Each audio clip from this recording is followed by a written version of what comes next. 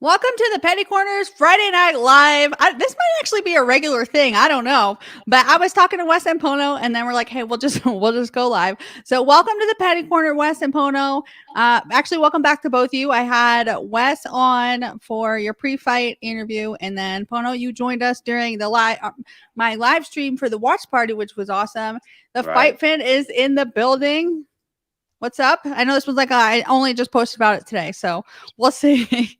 That's my But guy right there. Yes, yeah, sir. he's that guy. But Yeah, he Wes, is. you just came back from Abu Dhabi and you pulled off an incredible win against the Hulk, which was he was a big dude. People were concerned because of like the size difference and everything. Maybe Mhm. Awa could have went up to super heavyweight. I don't know who want what. Yeah, exactly. um, sorry, I get distracted really easy and I No, saw a you're comment. So no, yeah. But what was your experience like in Abu Dhabi? it was great. It was just, the whole everything was great. The people, the culture, just everything. From the minute you step foot on that, just that soil is just like everybody's welcoming, everybody's nice. It was a great experience. I would love to go back anytime. I love it. And you were locked in this whole entire time. Like, how were you feeling walking on the stage? I know it was on a pre-recording, but Dana White did go live. So the people did get to see it live, but not on Rumble. But we saw it on Instagram. But what were you feeling when you were walking out there? To me, it was just like game day. Like if I, back in when I played college football, it was just like another day. For me, it's just, it's game day. So I got to lock in. And that's how I felt coming in. I felt very confident in my abilities and I felt like, I delivered. Absolutely. You came in Yeah. with that knockout. What's going on, Lakuka? Yeah, you came in with that knockout, which I was like, yes. Like I was like, I was getting my hair and makeup ready for my live stream. I'm sitting there, I was all hype. Yeah. You set the tone for the day. Yeah. It was so awesome. And But that's what do you? crazy. True. Oh, Uh-huh. go ahead. No, that was crazy because I said that like all day. I'm gonna set the tone. I knew I had the first fight. I wanted to set the tone, and I feel like I did. Mind you, yes, it was pre-recorded, but it's all good. Learn, and I know next time they won't have me that. So we'll see. Yes. Um, how did you feel of them giving you like a brand new person that never did power slap? What were your thoughts on that? I mean, it was fine. I mean, for the most part, I just welcome any challenge for the most part. He was new, just like I was new, and I'm coming in and I actually give him respect for just coming up there and just battling out with me. And it was, it was a great experience. I love it. What do you think is next for you realistically? Because they gave you an unranked guy, a new guy, but like you Mhm. came in there and proved yourself and was almost like David versus Goliath. That's what it Yeah. seemed like to me. Because like when you guys saw were on the Mhm. face off, like there was a huge size difference. It was like, Wes, but your experience came into play and you went out there, you did your thing, you looked great. But what do you think is next for you? Next for me is just whoever they put in front of me. I mean, it's all no secret. People want to see the bodyguard versus bodyguard. I'm cool with that. It's whoever they want to put in front of me, to be honest. I'm ready to just showcase my talents again and prove that I need to be at the top of the division, just like Pono and some of the other guys. I want guys like Bryce to, get that opportunity, guys like that. It's just the whole experience was amazing. Yeah, so tell them size ain't shit when you're a savage. Yeah, right, right. Yeah, yeah, And yeah.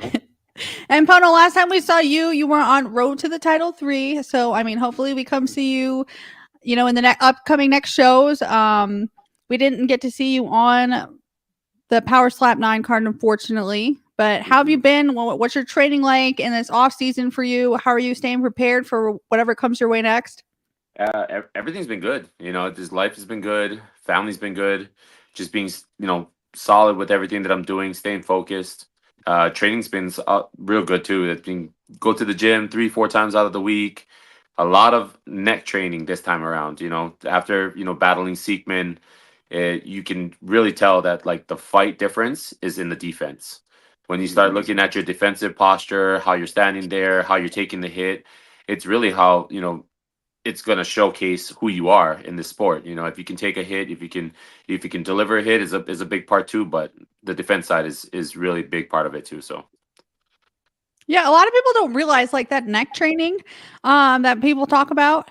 I feel like it's being more and more common. In the early days, it was never talked about. So I guess from your experience, like how important is that neck strengthening and training? Very, because it's not a normal thing, right, in your daily living that you're consistently doing stuff with your neck like that, right? And it's like only when you get introduced to a sport that requires you to have a neck and requires you to have a chin, you're gonna start to train it a little bit differently. Like you wouldn't walk around all day as a normal person chewing on like a jazzercise, right? Just to Yeah. kind of clenching down and getting the jaw exercised out, right? Because I mean we do that with our normal daily living, right? Eating makes the jaw stronger, biting on things make the jaw stronger. So to take it to another extent of actually training these things, that's where it's like it's a whole new level. A lot of people say, like when you have spectators that are looking at the sport and they're like, oh well, there's not so much to it. Well, there is. These are big parts, key parts that when you go out there, yeah, I mean, you need a little bit of balls to stand there and take a hit in the face. That's 100%. But you also got to have the conditioning for it too. It's not like you go out there every single day getting hit by somebody like that, right? Unless you do MMA or some kind of background in that nature. But other than that, it's important, and I realized really quick that the defense side is super important. If you can't eat hits, if you don't know how to brace up well, if you don't even know how to call some of the things that are going there too and like be coherent while things are happening, it's huge. You can easily miss something just by being concussed. You're Yeah. hit, you don't even look back. You grab the baton, you walk right back out there, and you could have like viewed something in that moment that might have potentially saved you that hit or got you a point deduction on something. It's like you have to be well aware, and it's a big part too to have a good coach. Somebody in your corner, somebody that's always you know watching out for you too. You got to make those basic calls to save the day, and that's a huge part of it too. It's like communication with your people. Bro, I wouldn't lie. I would love to have you as my coach on the corner. I gotta have you, Polo. I gotta have you, Thank you. Polo. Thank you, brother. Yeah, maybe one day they'll let you guys pick your coach. But just to kind of piggyback what off what you said was something that stuck with me. It's like people don't realize like what's really going on, and you just think that two people are going up on stage and slapping each other. I found it way more enjoyable. Like I've always been a fan of the UFC, and anything that Dana White does, you're like, oh, what's he doing next? So I kind of like took a peek here and there at Power Slap, but until I sat down and watched it and I understood what actually was going on, the rules, the technique, and all that stuff. It really wasn't that fun, but there is so much more that goes into it than just two people going up on stage and slapping each other. I Mhm. agree. Just like, when I go up there, to me, it's more of a physical thing, or excuse me, like a mental thing. So like I want to go in there. If you don't have the mental, I feel like that's like number one for me. It has to be complete mental. I have to be extremely focused, extremely locked in, because it's like essentially you're getting in a car crash, every hit. So it's just like I gotta be mentally focused up here so I can withstand those hits. Just being able to have that, aggression and just, that I go off the emotion for the most part, but I try to, it's like controlled in a way. But as long as I have that energy, that aura, that mana, I just, I tap that in and I just focus over here and then the match will do what it do. Hey, where'd you learn that word from? This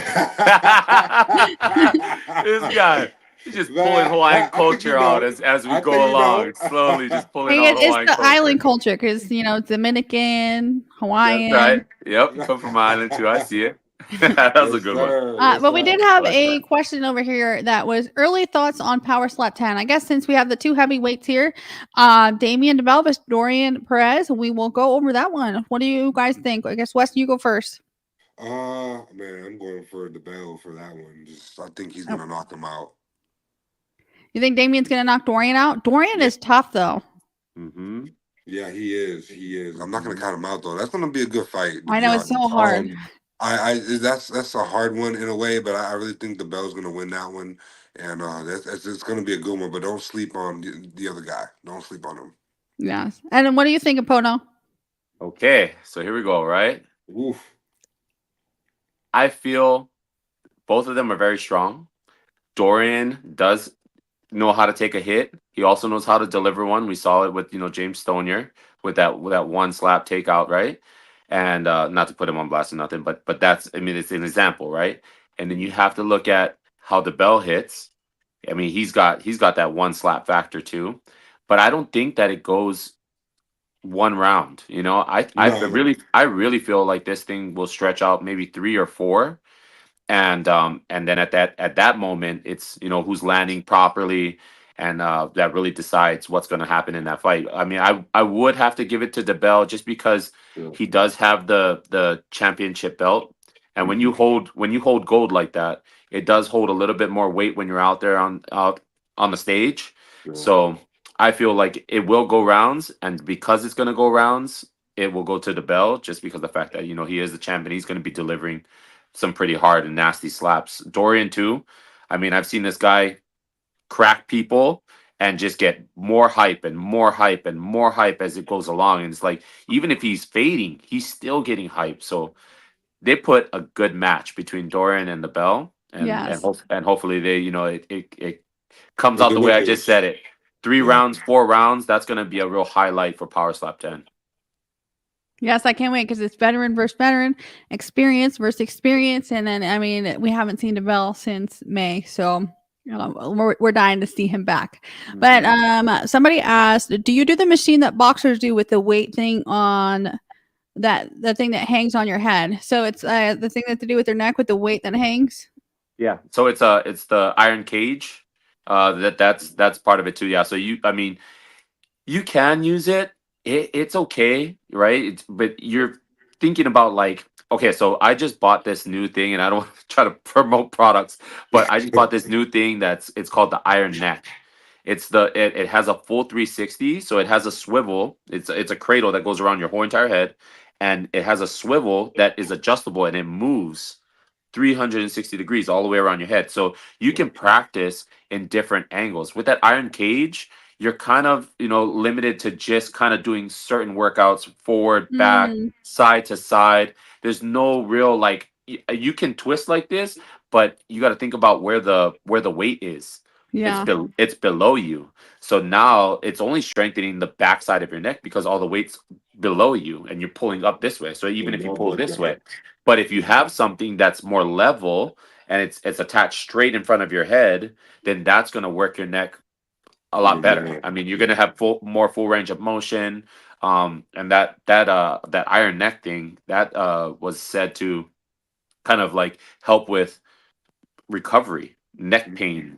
You I know, can so see that. there's more benefits to that machine than anything. You know, so if I had a choice, I wouldn't go with the iron cage, even though it is, you know, similar. I would really look into like that iron neck, the 360. That thing is amazing. Yeah, there was someone in the comments that said some have the iron neck like Canelo, other have the headgear with the ability to use cables for weights. Yeah. I should try it. I got some neck problems from a car accident. Okay. You said like to strengthen the different pain, like Right. I'm gonna Well, try being that. as a Different parts wrestler, of the neck, so it should be good. so Pono, what I use, like usually when I'm working out, like I'll get sometimes I'll stretch and I'll like lay it to like my back, and then like how I used to be a wrestler, I used to just bring up my head up to the floor and then just like rotate it in a way. Yep. So that's I heard that can be harmful, but I don't know. But I just been doing it like almost my whole It, life. So that's it's how I try to work the neck area. it's what you're conditioned to, right? So Yeah. if you've been doing wrestling before, I mean Yeah. those are some key moves that wrestlers use to Mhm. strengthen the neck. So Yeah. if you're used to that, yeah, then of course, then it's going to be a normal thing that jumps into your routine. Hey, Yeah. here's my boy. Hi, Hey. He are just you a needs to future stop. Oh, striker too? oh, I wish I Oh don't want to see him get wow. slapped in the face ever.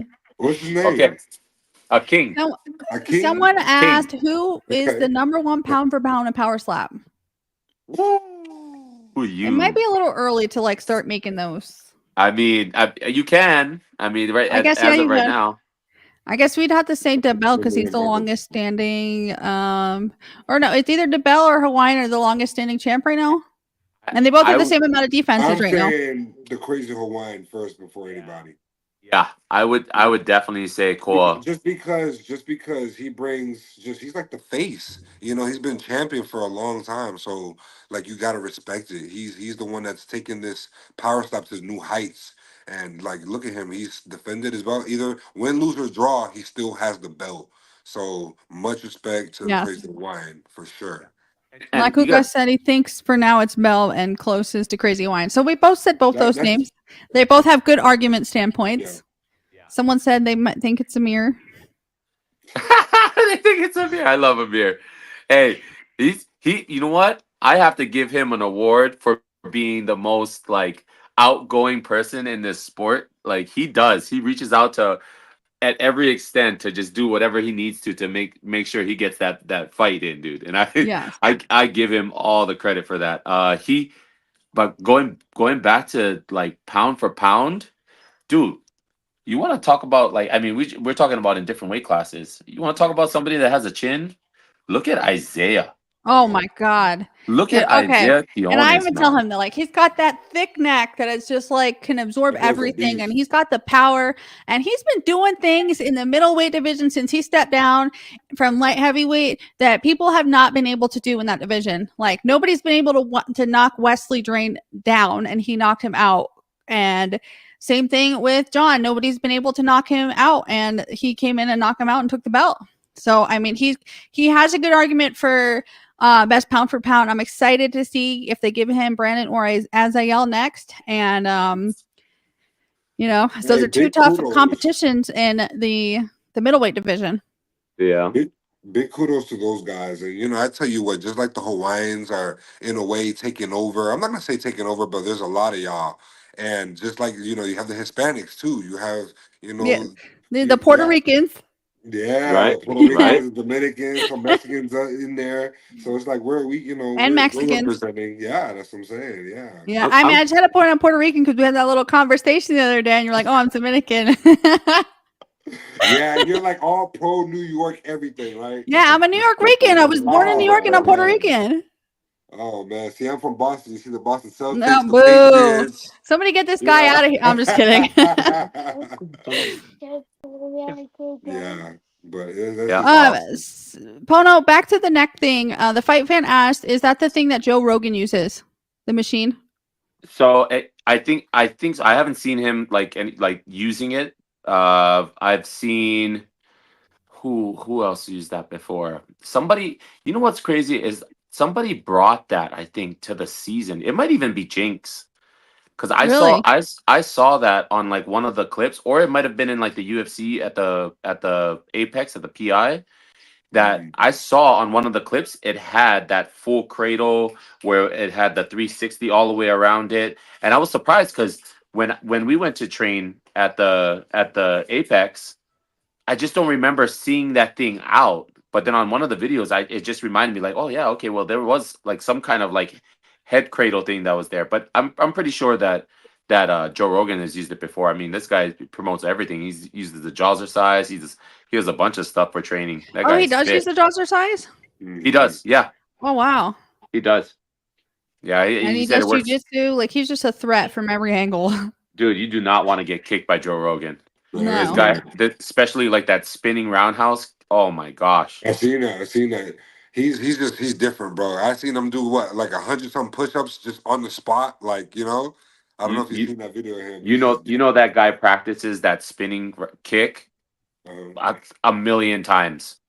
Like that's why he's so good at it. When you not apply pressure, the distance, like he's solid with it. And Joe how Rogan's old a is he? good dude. He's like one in his 40s or so, 50s maybe. Shit, good. Going on 32, guy. Well, repetition makes a master. Like honestly, Yeah. so you just keep doing the same movement over and over, and you get really good at it. Great. He looks great. It does. Yeah, man. I mean, we were having like a good conversation about the heavyweight division before we hopped on Yeah. here. So if you guys want to pick that up, I think that's a great conversation for the chat to get involved with. So Pono, who do you think deserves to be like, maybe let's try to get some of these non-card guys or like non-main event guys. So like, who do you think will also be on the card? Like as far as maybe from the season 3, who do you see, like who do you forecast coming onto this card? To be honest, I mean I think everybody should have an opportunity to be able to fight, and it's like, and especially if you've been inactive for a little while too, at least jumping on there and being able to showcase that you still got it, it's a big thing with the season 3 people. I mean, just look at number 1. Let's just start with Bryce, right? Okay. So Bryce Jones, he's won both of his matches. Yeah. right? He deserves to, his ranking being at number 10, if we're talking about looking at the board, I mean, he definitely deserved a better position and, to be a little bit more higher in the ranking just because of the 2-0, right? And then his performance wise, you look at that, and he really went out there and showcased. He was able to battle somebody at number 8 ranking, and still be able to showcase, still be able to do things and perform. So you got to look at that too. So his level, even if he gets the next opportunity, should be, that they should look at him to be at Power Slap 10. They should look at him to be at Saudi and being able to do something there, immediately because of the way that he won, and in the conditions that it is. That's somebody that we should look up to right there. Is like seeing that he should make his next step. He should make the next ranking. Then you got Darius at the very bottom at 9, and he was also, he did his part on the show too, and went out there and he took some hits too, and delivered some. So you're looking at, bringing the people that, are at the bottom of the list, but technically, you got a veteran that's been around for a very long time. Then you've got a guy that, proved himself and did the 2-0. It's like those things need to change, and look at just going back into what we just saw. Let's go back to Power Slap 9, right? Wes goes out there and battles somebody that, it's like was deemed as the wreck house of the whole entire. Like we All the looked at that. heavyweights. Yeah. We looked at that guy and was like, man, this dude could, really do some damage, Yeah. and then look at Wes. Wes went out there, with all the training, with all the proper setup, everything that he was doing, and was able to really showcase what he has. I had real no doubt in what Wes was about to do. It was more of the confidence and going out there and understanding that you have that skill set. You got it, right. And then when you go ahead and look at somebody that's like bigger than a house, he's got the hands the size of, like a full banana Lunchbox. bunch, dude. Right. It's like His hands you're like the looking size at of a that, and I'm lunchbox. like, this guy, if you had to do it off of looks alone, we would have already given him the Yeah. shot. Yeah, It wouldn't for have sure. been, it wouldn't have been Wes. It would have been him. You know what I mean? And Yeah, then and his name was the Hulk, so that's like, but here's the reality, right? Nobody should ever be used as a stepping stone in this sport. No. Should never be used as, and you should never be counted out, because at the end of the day, right? This thing can change immediately. It's a slap, right? Yeah. With a little bit of torque, a little bit of power, right positioning, it's going to take you out. And if you got two factors, right? It takes two to tango. Then on the defensive side, if you're not prepared, if you're not holding your neck the right way, if you're not bowing your chin down a little bit so that way you can take the impact, then it's basically like he's giving his all, and you're giving him the opportunity to take you out. Yeah. So those moments right there are huge when you look at it. It's like at the end of the day, it takes a lot of balls to go up there on the stage and take a slap from somebody, and put your hands behind your back, right? Especially, we know that Owl got the first hit. Yeah, he got the first He got the hit. first hit. So now, it's at that moment right there, as much training as you do and everything else, and another big part is, there's a lot of fine tuning that happened in between all those things that presented itself. That Wes, it's not so much of you having the training, but it's what you apply.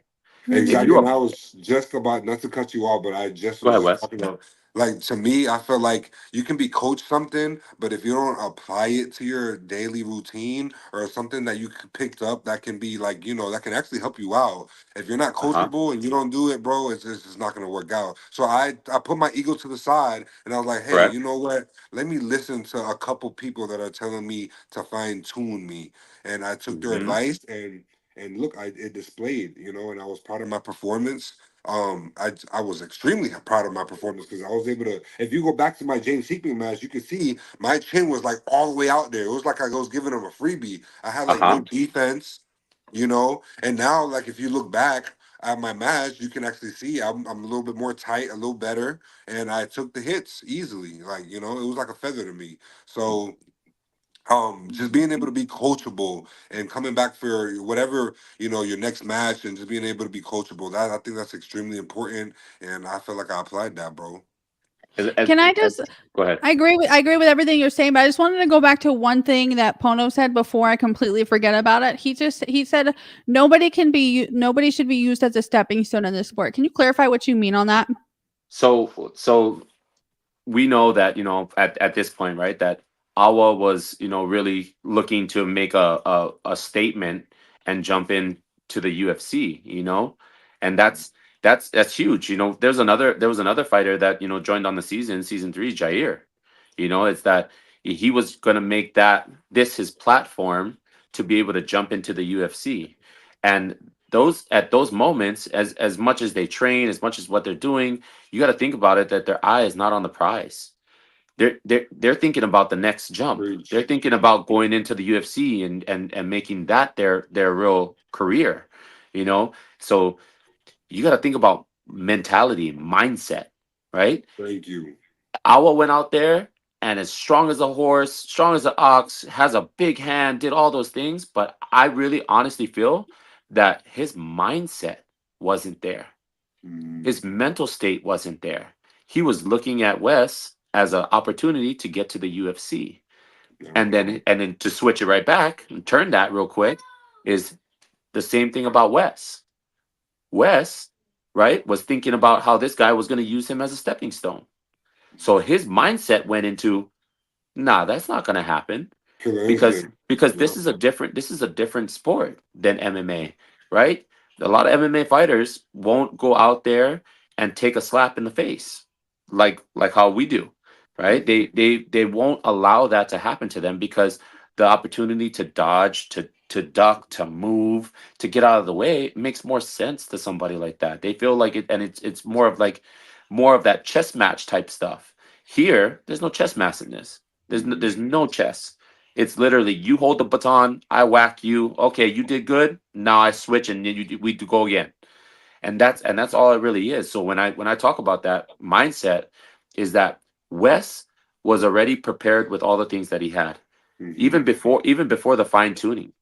He already had that mindset of like, oh man, well, I know how to do this, I know how to do that. He had experience already from the season 3. Awa didn't have any experience. So you got to think about, he's going in green.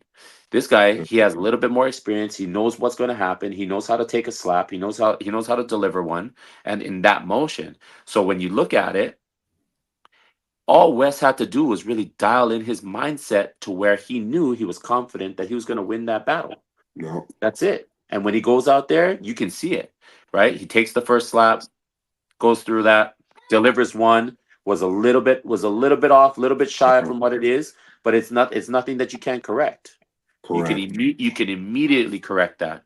And because you take one, gave one, now you're about to give that next one.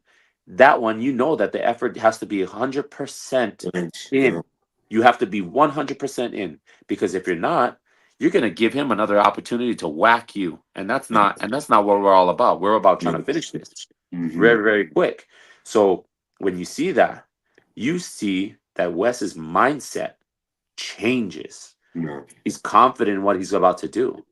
So now it's like, okay, well, now the placement, we know what we trained for, and now all we gotta do is go out there and do Deliver. exactly what we trained for. That's it. And Yes. unfortunately, Awa wasn't trained for that. He was trained for more MMA style. He was already looking at the next level. And I mean, that's basically it. That's all I gotta say to that one. Yes. And I just have a question really quick. Pono, you are like an old wise owl. Sorry, not old. I can't even speak right You now. said A wise old, owl. and I Where do you feel get all it your already in my knowledge from? bones. Because you be dropping that knowledge right now, Pono. I try as much as I can. I love And it. that's a big part to it too. Is like, I really want to showcase all of this, right? Because it takes a lot. Like you got the Dominic Cruz of UFC. This guy's out there doing commentary, and he knows what he's talking about because he's doing it, right? He can speak on every single piece of it. And then when I look at like the people that I've been around for like the season, I mean, I'm green to this too. I'm new to this too, right? But like, I understand the basics of what needs to be done and how it needs to be done, even on the coaching side of it. Even going through the season, I know what it takes for people to ignite the fire inside of them, to be like, hey, you know what? I don't have that much confidence. Fuck no. Yes, you do. Like, what are you talking about? Go out there and go do what you got to do, man. You came in here for a reason, right? You showed up for a reason. You signed the dotted line. And it's like, you can't tell me right now, halfway through this whole entire thing, that you're not confident in what you're about to lay down. Because if that is already it, then it sends red flags already, saying that you're already defeated.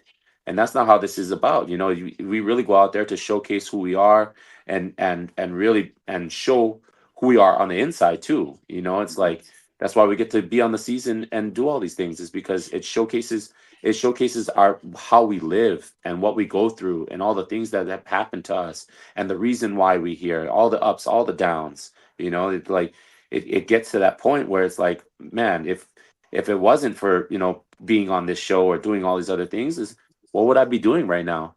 I'll be going right back doing the same thing, addicted to doing this, doing that.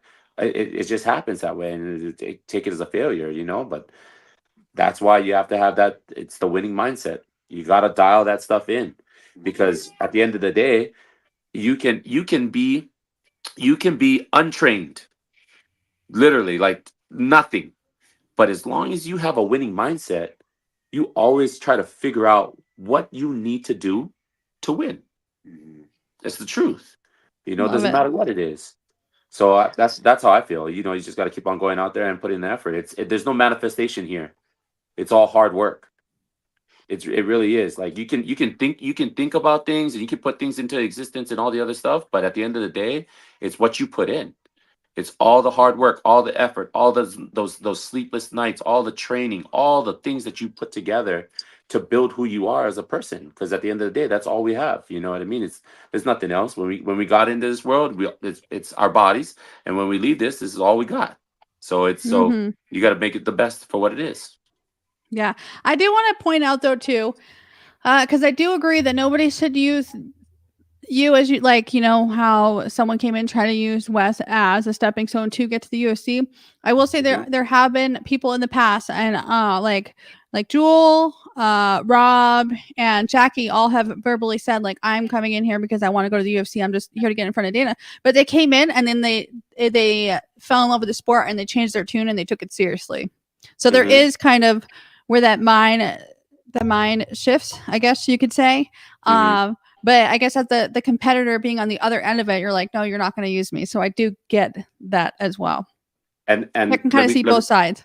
and let me say something on this, because I know that there'll be a lot more comments later on down the line. Is nothing against these people, right? Yeah. It's like it's you see an opportunity of where you can capitalize. So Mhm. go ahead and utilize that. Go ahead and do all those things. That's perfectly fine. But if you are gonna do this, then you got to Hmm. make sure that you're not looking past the person that's in front of you. Thank you. Because if you look past that person already, then you already lost half the battle. You Yeah. still gotta battle this guy. It's like, I can't be thinking about the next step when I have to deal with somebody right in front of me. Thank You you. know, so those are key things. And a lot of people will say that they're using this as a stepping stone, but at the end of the day, you still got that battle right in front of you.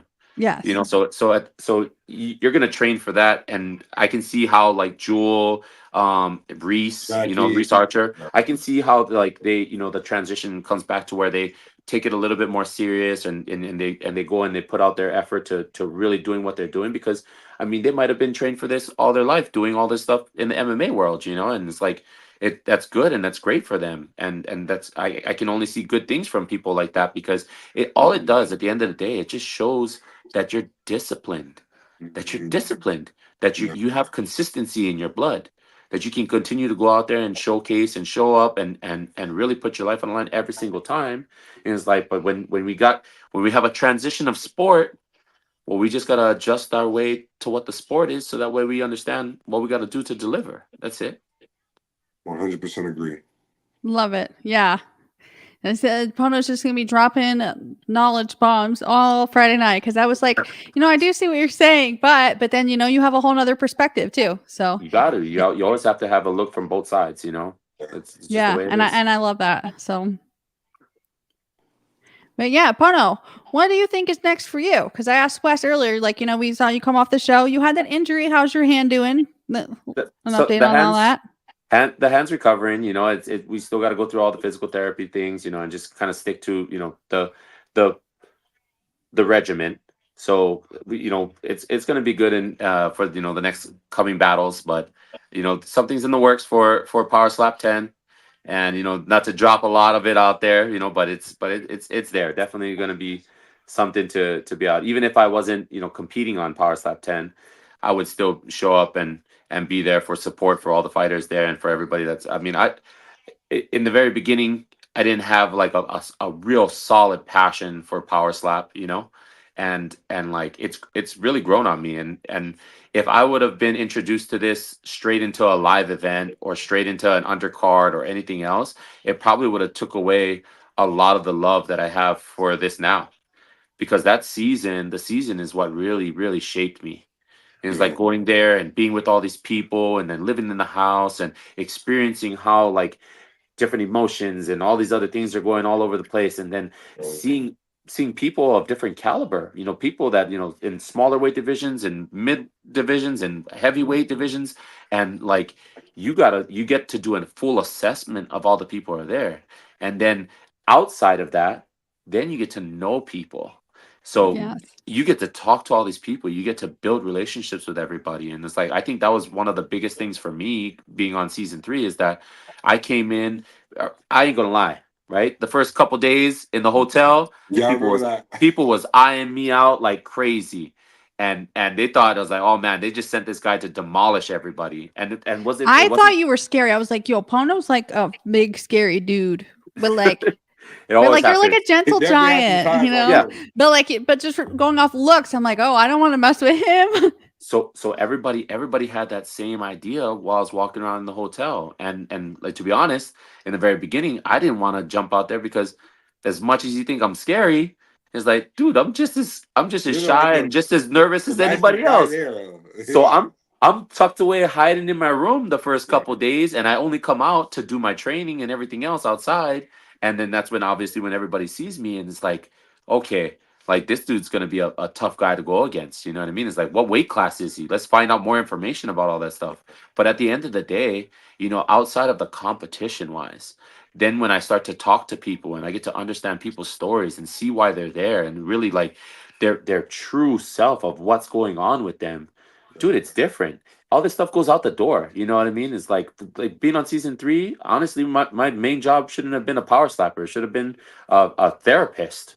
You know, you know what I'm saying? Bro, all Like them nights it, Yeah, that if we this used don't to work out for you, talk. you should just go be a life coach. it should have been, yeah, a life coach. You know what I mean? It's like because now I'm sitting in front of all these people, and then I hear the stories, and like my heart just crumbles, and I'm like, man, like I feel so like I thought I had it bad. You guys you got it bad too. And it's like, damn, it makes me think about like who I really am as a person. You know what I mean? It's like, man, I better humble myself down because of all this stuff that's going on. Like it's bad. So and then I get to learn about their personalities, and Yeah. it's like, dude, Raiden had a crazy personality. Went had all the ups and the downs, and like the comeback and showing up at the last minute and making the call and going out there and doing all this stuff. It's And like crazy. the second day, third day in the hotel, he out of all the people besides Alex, which barely spoke any English, and that's my little Russian like Kazakhstan The assassin, Russian assassin, right? dude, is Raiden. Raiden came up to me and he walked straight up and he said, "Hey man, you look like somebody that knows what they're talking about and knows what they're doing." It's like I would really like. I don't have any friends here. Like, dude, can you train with me? Like, let's go do something. So I took him outside and we trained. And he was like, "Bro, that was amazing to just be able to have that interaction with you and everything else." Is like I know everybody was kind of like looking at you like we shouldn't talk to this guy, but it's like only if they knew that you were a teddy bear and you had a big heart, brother. Yeah. I It's actually like, talked to Raiden and he like praised you, and not like praised you, but he like had like so much respect for you, uh because of the same story that you were just telling me right now about the training and everything. So yeah, you got to put it out there. Was another one too is Eddie. Eddie Salazar, man. It's like, we didn't really get to see him showcase a lot of the skill set on his end, but I'm sure that he would have, if it wasn't for what it was, I feel like he would have went out there and delivered some powerful hits too, against Brandon Rhodes. That would have been a solid match for him to continue and fire off. But you know, that's another guy that's going to be out there, and he's going to be in that growth stage of getting back on the horse and getting back into the sport and doing everything that he needs to do to Oh no. accomplish stuff. That's everybody, man. You Yeah. know, like it's everybody. I like my guy. You know who my guy was? My guy was Rod. Yeah. Rod. Yep. That's like, and then I feel like he man, like no one, everybody. I feel like everybody was doubting him, and then when he had his match, man, he just completely just like man. Much respect to him. He Oh, won his I match. love Rod. I fucking Like, love Rod. Rod is awesome. Like that's my guy. When Me and him, right? He was like my but he was my roommate. He was yeah. my roommate Yep. back in the season. So man, we just had talks. Rod is awesome, and he's such a character. That's what I love about him because he's himself. And Dude. he brought and he you know he backed up his slap. Look at him. He won his match.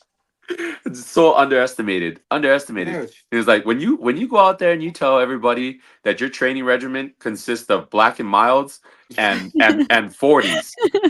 And that's all you need to win the next battle. Come Man, on, that's man. Like impressive, bro. you He's you gotta different. you He's you gotta different up here. you gotta crown that guy. You know what I mean? It's Yes. like this Yeah. dude's coming out here with no, I can't wait to see him back. I want to see Yeah. Rod go back so bad. I want to see him go because he's gonna deliver.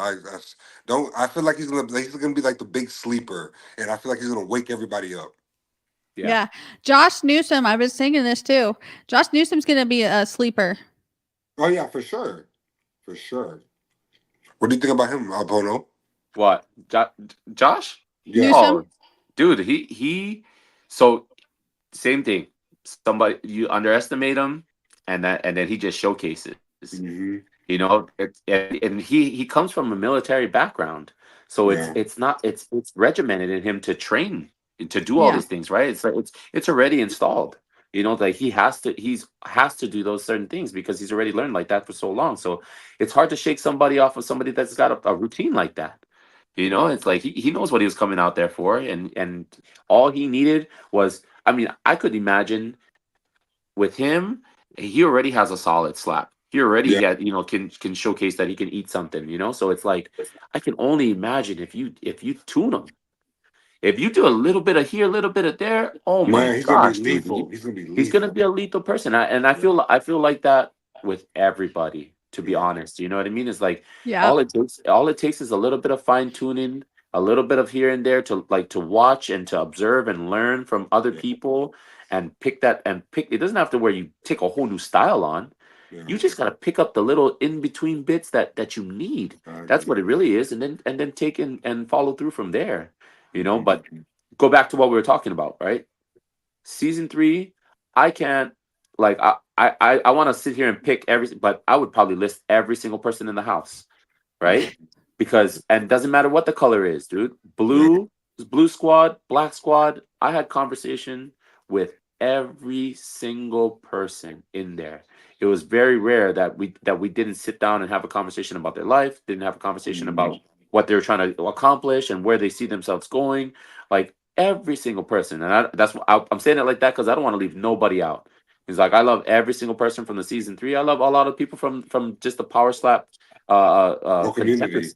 Yeah, the competitors in general, man. Like these people go out there and they put their life on the line every single time. How about the host of the Petty Corner? Hey, of course. Because look, Just without you guys, we wouldn't be able to have another platform to be able to go out there and talk to others outside of just us jumping on Instagram and really promoting ourselves. So without you guys, we wouldn't be able to get our message out like that. So kudos to you guys for being able to jump on here and really listen to us talk the whole entire time about what we're doing and how we want to accomplish things and our success stories and failures and everything else. It's like it's amazing to me to have somebody like you calling me up and saying, hey, you know what, I want you to come on the show and I want you to drop some knowledge. I want you to do this. And of course, any day. It's just because I know at the end of the day, that's what we're here for. We're here to not, I wouldn't say market, but we're here to promote who we are as people that the whole world hasn't been able to see their whole lives. You know what I mean? It's like now they get to meet somebody else just like us, like how they met other athletes and people that are now in the NFL, NBA, and part of those things. It's like this is another sport that you're going to see people come up and be able to showcase who they really are as people out here. Yeah, I love it. I started this after Power. Well, it was after Power Slap 6, and I met a bunch of strikers. But I just genuinely like talking to you guys to help share your stories because I didn't see that a platform for that. Like I know Slap News is very great about getting you guys on there before your fights and keeping up to date with what's good in here, but I try to cover like your backgrounds, like where you came from and Mm-hmm. all that kind of stuff to help share that with the world. Because when I listen to podcasts, that's the kind of stuff that I like to hear. So I saw that nobody was covering that, and I was like, I want to help you guys do that. That's So it. You found your little niche. That's Yeah, it. and you do a That's great exactly job. what it is. And you do a thank you. great job. You do a great job because it's Oh, like, you Slap News and some of these other guys. It's just everybody as a whole. We're all Yeah, Slap working News to is build. great. Yeah, we're all working towards like the same goal, just to build and expand. So I love that we're all, just putting our little 2 cents in there and explaining our lives and just everything, our background. okay. Wait. We'll get back to you. Sorry. Because now I we got really because interrupted like jokingly because and then it went to a no no whole no other no no no. conversation. It's because I gotta do this. I have to do this, okay? Because I can't just leave this fight untold right now. Is James Seekman versus Nate Bernard, Ooh. right? So there's a lot of talk and float about how this was gonna go and the way that everybody saw the way it was gonna be. And it's like my hat goes off to both of them, Yes. to be really honest, because Nate Bernard, love the dude. He's out there doing amazing things, right? And not to put performance with his lifestyle of the way he's doing stuff right now, is that I want to separate both of them. Is that his lifestyle right now is amazing. Brother believes in God. He's out there preaching the word, and he's really going out there and helping and doing a change for people's lives. You know what I mean? So big ups to him. And then go back to his performance. We didn't see as much from the last couple fights that he went through, and then look at how he's eating these slaps on this one. They go all 3 rounds. He's taking all these hits. And it's like, dude, he really showcased that he does have a chin, and you can't count him out. You can't count him out at all. And he delivers mad power, Yeah. mad power. So it's like, man, it's amazing to watch the growth of people, and it's like and the an immediate change. He's already been in Power Slap for quite some time and had some battles under his belt, and then he still, even at the level that he is, number 2 ranked, he's Mhm. still in the progression of learning like learning how to grow within what he's doing. Like I was amazed that he took so many slaps and was holding up. I mean, I not to doubt him that he doesn't have a chin, but it's like it was amazing to watch. Then another big one is James Seekman, man. Yeah. Like I can't put it out. He put me out on my stuff, right? Put me out. He battled West, right? So I'm gonna sit here and I'm gonna give him all his flowers right now, That's because respect. that's real. And one day we're gonna be able to go back there and run it back again and battle them and do all the other things. It's just it's called for. You know what I mean? Mm-hmm. There's not 50 people to this roster. So Mhm. it's gonna happen regardless, you know what I mean? But at the end of the day, dude went out there and he had a freaking iron chin. He is poster boy perfect for I his name. understand. Iron Yeah. chin. Dude goes out there and he eats all those things. Then he has this slap that is So unorthodox. Yeah. mechanics wise, it doesn't look like it's gonna deliver, but oh my gosh, every time he doesn't have he's learned. I want to give a big key one right here, is he's learned his distance from where he puts his hand on people's face. Now Mhm. he understands that he doesn't have to go deep. And now he creates a stopper or a blocker from him going deep like that, and eventually probably clubbing somebody or hitting somebody like that, Yeah. like how he did with Wes on his first one. Yeah. Clubbed him. I have a question though. Same Is stuff. the box too small? Because after his post show, he said the boxes are too small. So it that is big. Um, It matters. It definitely matters, because the box size, you gotta think about it, is that if we have super long arms, mhm. a really long reach, if the smaller the box is, the worse it's gonna get, because Yeah. then my toes have to stay. Basically, I'm standing outside of the box, and my tippy toes are gonna be in the box. Mm-hmm. Yeah. That's the next time I go up there and I face somebody and the box is that small. That's exactly what's going to happen, and they're going to tell me to step inside the box or do all these other things, and it's going to lead to clubs. It's going to lead to missing the target. you know, Yeah. and that's not what we want to do. So if the box was small for Power Slap 9, then that honestly, I hope everybody's listening on this to the point where that needs to be adjusted. That needs Good. to Do be you think adjusted. it's the same size that you guys had on the show, or was it actually To be smaller? honest, like even when I went up there, I really didn't take too notice of it just because I was so like my Locked mindset was in. just I'm locked in and I'm just have my foot planted, make sure my at least my toes, my feet are somewhat in the box, get a good spacing. I really didn't notice as much as James did, but like, you know, it was to me it was, you know, I just made sure I didn't step. Yeah. Well, But good on you because you it could didn't. it could make sense because of the fact that and I think about it out like you know my mind, Wes. My mind goes completely outside, right? So it's like Right. I think about it like, well, it's in Abu Dhabi, right? And then Mhm. Power Slap wouldn't basically what Abu Dhabi people say, oh, you know what? Hey, Power Slap, bring your stage from Vegas, right? Right. No, they wouldn't do that. They would build their own stage there. They would have their Yeah. own platforms, all the other things. So I feel like maybe even that when they built that, the canvas that's laid out on that thing Dimensions or the were wrong. platform was Yeah. different. It's different than the one that we have in Vegas and the ones that we have that we bring that they bring to from the Apex to Fontainebleau, you know, or if they do that transfer, is like it might have been different. So I mean James might be Do you think? completely right. Sorry, I don't mean Go to ahead. cut you off, but do you think that it should be like maybe a certain distance from the podium, depending on like your reach or your height, instead of just like a box and like here, stand here? I don't know anything about it because I've never stepped inside of it. I'll go first and I'll let Wes talk right after. I feel like that the box should just be a big box. Yeah. Like there's no reason to make it smaller or do anything else to keep you in line. The only reason why you would have that is because you need to instead of it being it it could be longer and you can stand as far back as you want, but the width of the box should still be the same because you want to control the person from having a wide sumo stance or a very narrow stance, right? You want to have basically what's called is an athletic stance. You Yeah. want it to be shoulder width apart. It's basically when you're training, that's you want it shoulder width apart.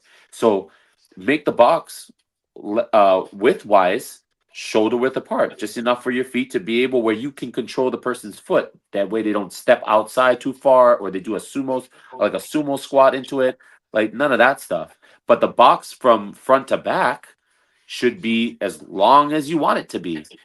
Because I Mm, mean, how far can you go back before you can't touch the guy? No, facts. I true. Be completely. honest, Yeah. right? So width wise, it should be shoulder width apart and wide enough to where it fits like some of our big guys, like the 400 pounders, 300 pounders. Like let's go off of their width and just go say, okay, well, go ahead and take a normal regular stance, not in a sumo stance or anything else. Just go take a regular stance out there. Okay, Mhm. that's the size of the box because Yeah. anybody else underneath them is going to be smaller, so Gonna be smaller. they're gonna fit inside the That makes box. sense. And then mhm. the lengthwise is just it can be as far as you want. You can have that box all the way to the end of the damn stairs. It doesn't matter, right? Because he's not gonna step back out of the box. Mhm. Yeah. He's gonna step to the side. You got to think about that. The transfer of weight goes from side to side. So he's gonna step to the left or he's gonna step to the right, whichever way he's throwing it. Yeah. Yeah. That makes Wes, sense. hit me, Wes. I I know know. it. I know it. Yeah, brother. I mean, Because it's different. You were up there, even though you were locked in. You were up there, so you got to really experience the box. You know what I mean? yeah, I just when I experienced the box, bro. I mean, I just didn't think anything of it. I know how I had to just put my foot in there and just make sure I just followed the rules and just try to compete. So yeah, I wasn't really too focused on the box, which I completely understand as far as what you guys say. It should be wider. I do believe that. If you start from maybe the super heavyweights, that's a great way of putting it. And then everybody else is gonna be smaller. So I agree. I mean, it could. It's probably as much as I didn't notice. Like I feel like yeah, they should tighten up on that. No. Yeah. I Yeah. mean, but the crazy one did say, because I think someone asked him about it after James had brought it up in the post show, and the crazy Hawaiian did say that he thought the box was fine. So I guess it's just personal preference maybe, or just the Probably. size difference Probably. because James like reach is probably longer. So I don't know. I don't know anything about it. That's why I was just curious. Yeah. But Wes, um, what? I know you're at heavyweight, but are you Mhm. in a range where you could ever drop down to light heavyweight? Oh, that's a good question. That is a good question. Because I think For you can me, go down there and do some damage. I feel like I can too. If given the the opportunity, like yeah, I would definitely go down. Yeah, why not? I would have to just tune in and cut off a lot of the stuff I'm doing right now because I try to eat like at least 2 to 3 times a day. Or excuse me, 2 to 3 times. No, I'll eat about 2 to 3 hours a piece from each other. So like 3 hours I'll eat, another 3 hours I'll eat. I try to maintain my weight because I don't want to go too down, but if given the opportunity to go down to light heavyweight, of course, I would welcome it. I'd love that because that's a challenge for me. And when my back is against the wall, I thrive. So if they were to give me that challenge, hey, Wes, you want to go down to light heavyweight? If given the opportunity, then great, yeah. But as far as right now at heavyweight, this is like for me, this is home. I've been a heavyweight like my whole life, so I feel like I'm comfortable here. Like, my strength is there. Just everything I have to offer in this sport as a heavyweight is there. So, like, I want to dominate that first, and then if given opportunity, I definitely take it. Love it. Pono, You I think you're just really big, so I feel like you're the perfect weight class. like, know, like you're like tall and built. yeah, Um, yeah, I big know body. Wes. I mean, you did really good in your heavyweight debut at the Power Slap 9, but Thank you. I was just curious of that because I saw there was a size difference between OS. So I was like it's two weird thirty to gauge seven. people from the TV, like the TV. You know what I mean? So like Yeah. when I see you in person, I'm like, oh, you're taller, or oh, you're shorter than what I thought you were. Hmm. Um, but when I saw that size difference, I was like, well, maybe Wes could move down. I, Yeah, I mean, what do you think, Polo? You think I should move I, down? I, yeah, I would look if the technique stays the way it is, right, and the consistency stays the way it is. It doesn't matter what weight class you go to, brother. Yeah. For Yeah. real, for real. It's like it's just you gotta keep on practicing the same exact thing over and over again, and continue to add to your style and add to your technique as you progress, and you can go anywhere with it. It's like you already know what it takes to get down to the weight to 205. Yeah. Right? It just takes that discipline to not eat certain foods and do certain things and the training and adding more muscle to it and burning all the you already know what it takes. Yep. So even with me, like I would love to go down and drop down to the light heavyweights too. Like it would be an amazing thing. I definitely wouldn't want to go up to super heavyweight. That's not the thing, because I just got to think about it like overall, like just my Oh, I got to put on a whole bunch of weight to deal with people that are 350 pounds, 360 pounds, 400 pounds. Like, dude, 400. that is not reality for me. You know what I mean? It's like that I wouldn't be able to do that. So it would only in the best of my interest, it would be to drop weight and go down to light heavy if needed to. But I like it where I'm at. It's beautiful lands right here. I Yes, feel sir. like because there's people in here that are nobody's a pushover in this sport. If you think that, you guys are already one too far, right? No. Everybody has their day, and that's Mhm. what the best thing about this sport is that you can be good today and bad tomorrow. And somebody, even if you were good the whole entire time, somebody else will be training more hard and putting more effort, and he'll become the next. So there's a lot of movement in here, Mhm. and I feel like the heavyweights, if another class is the middleweights, is that Oh, you got people that's generating a lot of power in a Mm-hmm. smaller weight class. Come on now, that is ridiculous. I The think yeah. more because they're power you like can they have generate with speed. smaller They weight, have a lot of speed on top that's speed. of it. So when you make speed and power, it's like a deadly concoction. Yeah. I think out of all of the weight classes, just being really honest, is middleweight and middleweight, light heavy, and heavyweight are Yeah. probably like you're gonna see so much fluctuation between there that Yeah. it's crazy. Everybody can move. You can drop down a weight class, drop lightweights can drop down to another weight class. It's like there's a lot of movement that's going to be happening there. So Yeah. you're going to see a lot of people taking fights that they shouldn't be taking, or missing fights that they shouldn't that they shouldn't be. Yo, You know Yeah. what I come mean? to Like heavyweight, Well, Turp. Come to heavyweight. Well, I was just He saying that too, should. though, because if you look at history, like a lot of the people that get called for Road to the Title, they get it's like a short notice call, so then they like stay at the weight that they're at, like straight off the couch. But then like later on, like look at Manny, he was a middleweight, and then he moved down to welterweight, became the champ. Same Yep. thing with Isaiah, he was at 205, he moved down to 185, and like was like, how are you doing all this stuff? And now he's the Yep. champ. So sometimes moving down does make it, but I mean, I had to see you in person to let you know, because like I said, sometimes you can't really tell by the camera and stuff. But like when I saw you against Awa, is all of the heavyweights as big as Awa, and you're just smaller naturally, or is he I'm just just bigger? smaller. I'm just smaller. I'm like I was weighing what 237 fight day, and he was all of what 265. So Yep. yeah, he had a little Seriously, bit he more was right on muscle. the border. Yeah. So I mean, you could move down and give it a try, but you don't want to like give yourself a hard weight cut and then that have like reverse I mean, just and that just effect. comes down to being an athlete. Like I used to, I did wrestling back in high school, so I know what it takes to like really lose the weight if given the opportunity. But I love where I'm at. Heavyweight is great, especially like being smaller. As compared to those other guys, that just gives me more fuel. Because there people are gonna doubt you. Oh, he's smaller, da da da. And I just I like to prove people wrong. So if they think I'm small, then I mean it is what it is. But I Yeah. love where I'm at. I love the heavyweight. No, that was just me being curious, but Yeah. I'm sure you're fine where you are though, Yeah. because what you just did to Awa was like holy, That's the truth. As like as I'm 6'1", so as Yeah. big as I am, right, dude? James Stonier. Yeah, he's like 6'5", ain't he? 6'4". Wow.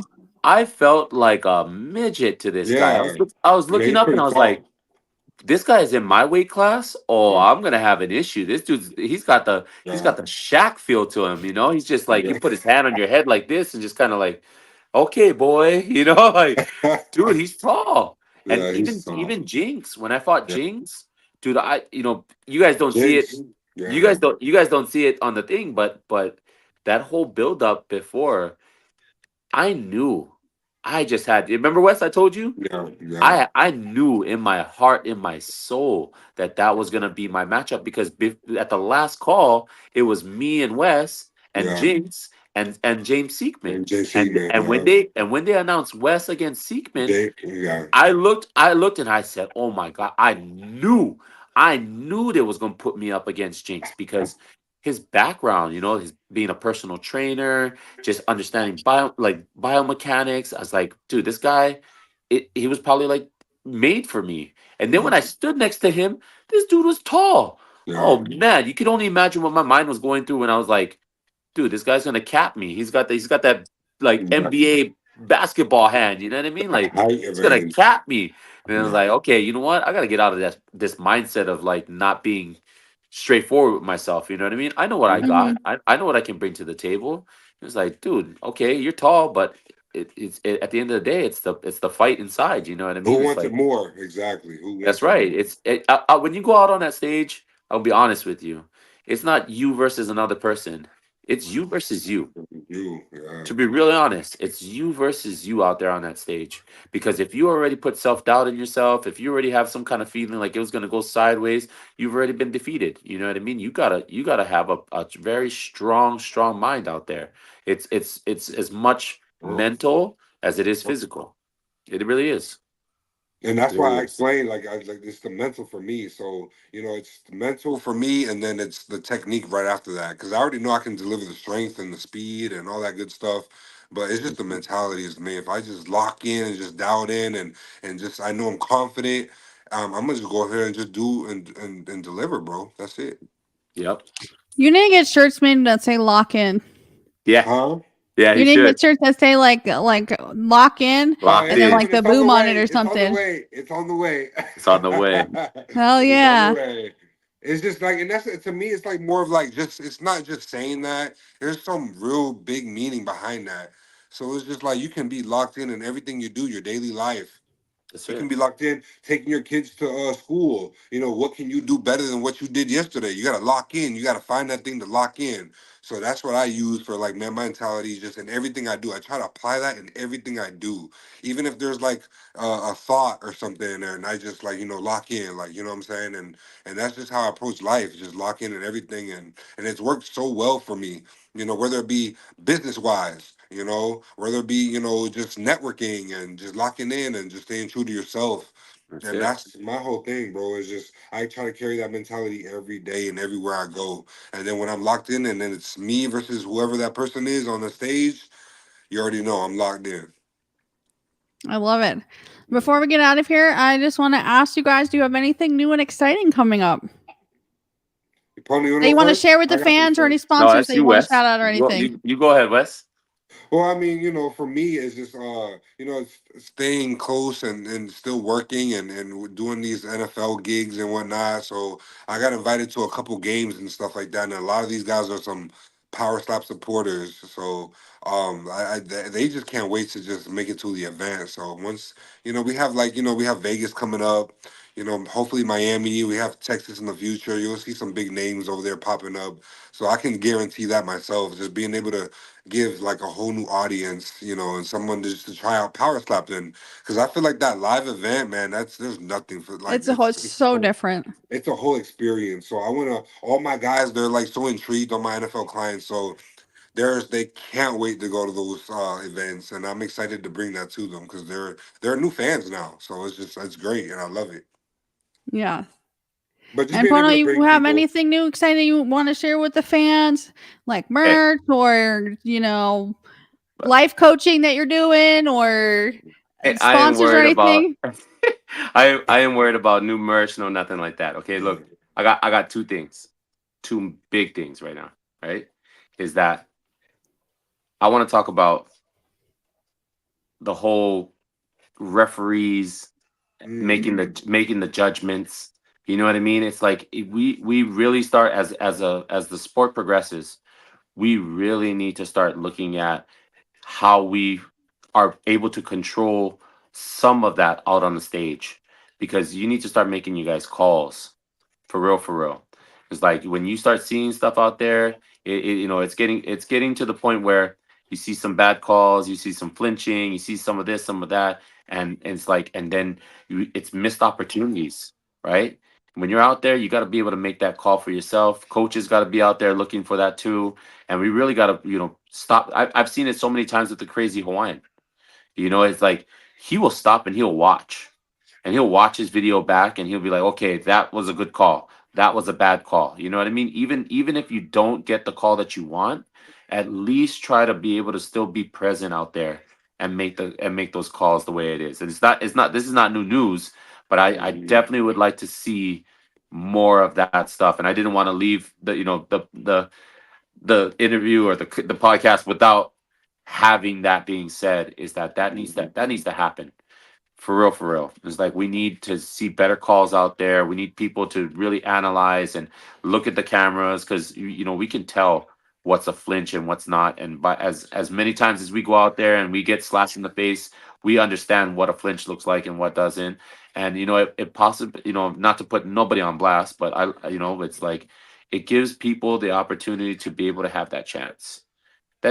You know what I mean? And it's like be seeing those type of things, it starts to put a bad taste in your mouth about what kind of calls are being made out there. And we don't want that to happen for anything between the fighters, the slappers, and Power Slap in itself. So I feel like some of those things really need to be cleaned up a lot, I a lot of I it. agreed. I agree. I just want to say too, I feel like I'm a broken record saying this because I've been saying this over and over when I talk to them. Like, I feel like they should be able to do an official review like the NFL where they could throw a flag, a red flag, like I challenge this, or if something was missed, like they have to make the replay. But I can also see that being abused at the same time, because I could feel like if like you're trying to recover longer, or like your coach sees that you need more time to recover, I could see that kind of being abused. But I would really like some kind of something. I don't know. You know what I'm saying though? That to Okay. make sure that things don't get missed. But I know just it's just still so that evolving. way just so that way it's a little bit more dialed in. It's still Hmm. evolving, just like you said. So it's just the way that it's in all fairness, for it's because it's not at the end of the day. It's the fighters. It's the Mhm. people that are going out there and putting their chins out there. You can only imagine that one hit, that one miss, causes somebody to have some really bad injuries on the next hit. You know what I Mhm. mean? And like, it damages that person where he might not physically be ready for the next couple months, 3, 4, 5 months down the line. Like, and Mhm. and and it depends on how the calls are made and what we see is like, and I'm guilty for those things too. I'm not gonna sit here and say I'm not. It's like I'm new, so Yeah. the clubbing and all these other things is because I don't know distance. It's because I've got this wild power that I'm trying to unleash. It's like those things are going to happen along the way, but we gotta where the calls need to be called, because we know obviously flinching is more present than clubbing, right? If Mhm. you look at it, if the guy flinches, the flinch gets called before the club does. Those things need to really be looked at. Is like, okay, well, what, and this is my big thing right here, is what does a flinch look like? Okay, so you're telling me if I drew a line down the middle of my face and where my chin settles and where my chin sits, if my chin goes a little bit to the left, a little bit to the right, that's a flinch because you're either bracing into it or you're rolling away from it. So Mhm.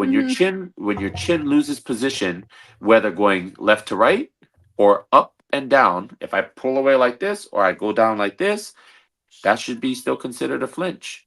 You have to start looking at position of chin when we start talking about flinching side of it, right? That's it, it's those are key facts, because as soon as that moves or shifts into a different plane, you should already be able to say, "Yep, that's a flinch," because You know it what? should be an easy call. I feel like it's 2024. We're literally about to move into 2025. Elon Musk has like we're literally going to be starting to live with robots soon, and cars that have no steering wheel can drive themselves. Can we get some cameras that can dictate how much movement is too much, or how much Right. the feet move is that too much? Like, because the stuff that Elon Musk is coming out with is mind blowing. You know what I mean? So Yeah. just having a camera that can see you move your head too much, and it can be like, if it moves too much, it like sets something off for the ref or the judge or whatever. It's like, oh, that was a flinch. I feel like that's not too crazy to ask for in technology. You know what's also not too crazy is to take more time, even though even if you see that it's being used in a bad way, in a bad sense, people can sense that. Okay, well, he's just using that to kind of keep up his time, but to really take the time, because you got to understand, how long do you really think that you're up there, Wes? How long do you think you're up there when you're taking slaps? 3 rounds, Oh, 3 rounds. Ooh, 15 minutes, maybe less. something like Something like that. that, right? I would And say ten about 15 and minutes. and you're talking about 10 minutes or so, right? And Yeah. like, you can't even take an extra minute or so to review, to look at things, to not immediately call a good slap when it's not a good slap. It's like it's almost instinctive that people just go good slap, and they don't even look. No, they don't even look. They don't Yeah. even look yet. Yeah. And then it's like, when you if you don't challenge that, well, guess what happens? You go back, you grab that thing, you go back out there, and you got to take the hit, knowing that you already defeated in the mind when you do that. Mm-hmm. Yeah. You're going back out there, you're grabbing the thing, and he's got to hit you, and you're not thinking about him hitting you and how to brace and doing all the other things. All you're thinking about is, I'm fucking mad because this guy just said that it wasn't a flinch, or this guy just said I clubbed him, or like, it's, you just get in your head. So it's different. So I really feel like taking more time shouldn't really matter to them. It's like you see a little bit more of like impatient. They're impatient. They just want to kind of get through it, or they have, like, they already kind of know where they want to go with it. So it's just like, you know what? Let's just move And on. and another thing, Pono, like even before the event, we had like a little meeting, like all the fighters, the referees, they pull us to the side right before the actual match, and we actually go over the rules and everything. So, okay, you're enforcing these rules, but you're not really like calling the rules. So it's just like, and then we have missed opportunities. So it's like that can be very frustrating. I can definitely see that.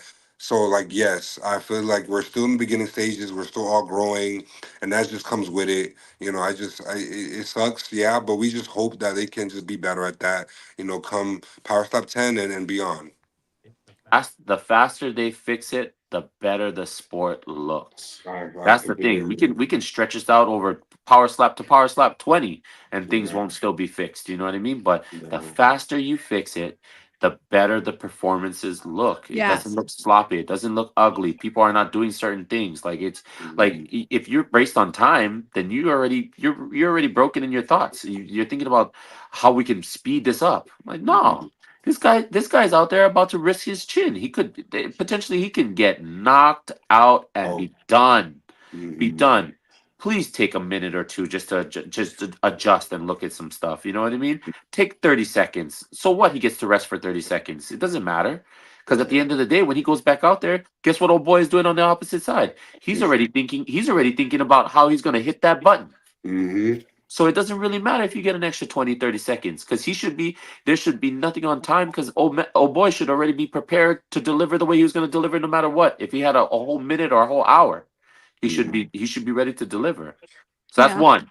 That's one, right? I really want to see all that stuff fixed. Okay, number 2 is Crazy Hawaiian. He's doing his thing out there. He did all his stuff, and it's like right now we're in the beginning stages, and this is what I wanted to announce as something new.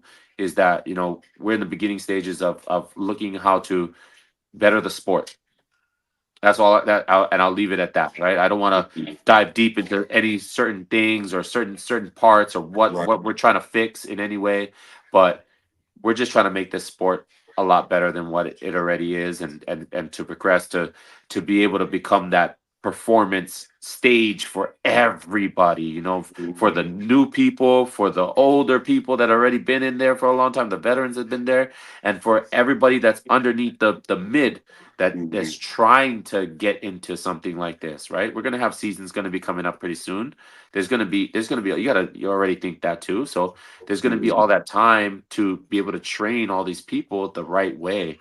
What I realized being on season 3, and like Wes will agree with me on this one, I know that 100%, is that a lot of people were just in their green, didn't really know what was going on, didn't have an understanding of how to stand, how to brace, whatever it may be. And it's great for TV and show and everything else. But at the end of the day, it's their lives on the line. It's their chins on the line. Like you don't want to. It's the saddest thing to see a warrior sent into battle with no preparation.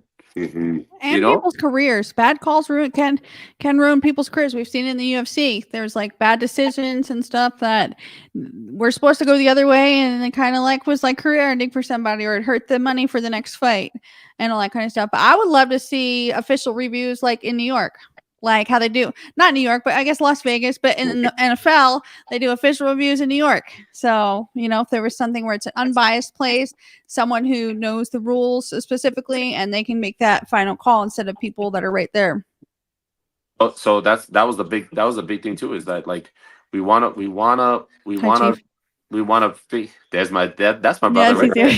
So we want to fix the sport as much as we can while we can right now, before it starts to be like, I mean, sooner or later this is going to be like UFC. It's going to be huge. It's already growing like it too. So growing faster than you, like Dana said, it's growing faster than what the UFC did in the very beginning. They went through the first 20, 30 UFCs before they even really started to get a traction of what was going on out there. And we're only years ahead right now. We're only at Power Slap 10. Come on, man. We did 3 seasons. Man. This is growing faster than you could ever think of, and it's because it's catered to a different type of person now.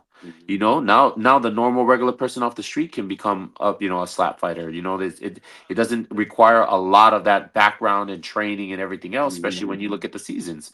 People are just being brought on there, people going through some things, and they want to be able to make a name for themselves, and that right there, I love that all day. But at least put these guys through a training regimen. So that's what me, Crazy Hawaiian, Wes has been talking about right here, is that really dialing in some kind of training regimen for these people, so that way they're not going into a battle unprepared, and they're and just going out there, and it's the next viral knockout highlight of somebody. Okay, great, you knocked him out. It was a great highlight, but the dude wasn't even prepared. He didn't know how to brace. He didn't know how to hit. It was like, come on now. It's like, you really gonna take praise in something like that? That shouldn't be something that we step on like that. We should we should take all those things, Sorry, I didn't mean to cut you off, but I will say, Like the Ultimate Fighter is just like Road to the Title House, but for UFC. People come in with experience. They're professional fighters. They have years of training and stuff like that. So Yep. I think going forward, I mean, right now it's kind of hard to, since slap fighting is still so new.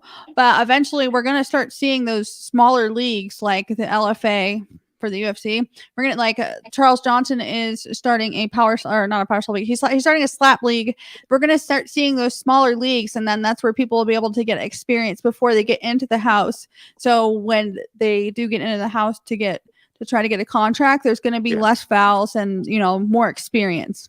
And that's what we would consider in the industry is feeder shows. Yes, what it would be. It's considered a feeder show. You got all these people coming on there, they're training, they're doing all this stuff, but you got to think about it. It's like they also go through a whole bunch of battles and a whole bunch of stuff. It's like you can already set, like DeBell, he was already doing these things way before. So that's part of being on a base, like when you got a higher platform that progresses and grows someplace, is like, and then he moves up from being in one to the next. He was on a basic what would be called like a feeder show to be able to get to where he needs to be, and like where he's reigning right now. He was doing good in that too, and he became solid in that event, and now look at him in Power Slap. He's being solid in this event too, and it's like it's just going to continue to progress like that. It's like, but outside of that, you got to think about is all the damage that they're taking. They're taking a lot of damage going into this stuff. It's like you can stop all that by just creating a training regimented program, like a real program, like a slap, and what I told James Seekman in the show, and then what he said he thought about that too. It's like a slap university, a basic growth, a program that you can put together that somebody can go through, being a normal regular Joe off the street, and by the time he comes out there, he's freaking strong. He knows how to brace. He knows how to do all these other things, and then it just provides a better show instead of people just going out there getting knocked out and then like, oh yeah, well forget about that guy. We're never gonna call that guy again. You know what I mean? Yeah. It's like, no, we don't want to see that. We want to see, just like I would want to see all the fighters at their 100%, their best, their best, and that's when you're really gonna start to see people do what they need to do. Like, prime example, Isaiah Kionis. He built his way up into the thing, and he went through all his battles, and he did all the stuff that he needs to do. And now he gets the opportunity to battle somebody that has the title, that has the belt, and he's showcased. He showcased exactly who he was. He was always a champion. He just needed to get there. That's all it is. He needed that right platform to go stuff. And I see it in Wes's eyes too. It's like you see the eyes of a champ. Somebody that wants to progress and somebody that wants to be there. Bryce Jones, eyes of a champion. Somebody that wants to progress and somebody wants to be there. You know what? Honestly, this thing could go all night, but they gotta put. Hey, look, I love him, and that's my brother, and I always will stand by him. They gotta put James Stonyer back out there because I know he got the heat in his hand, and I know he still got some more left in the tank for sure.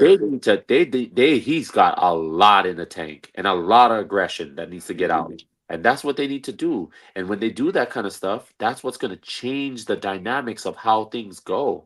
You know what I mean? You can't let people settle and sit on themselves for a long period of time, because then you got people that life kicks in. The dailies kick in. They're not worried about Power Slap when Power Slap not going. It only matters when Power Slap is going. It only matters when the season is going.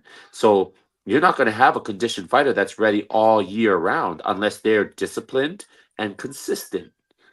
You need a conditioned person 24/7, 365.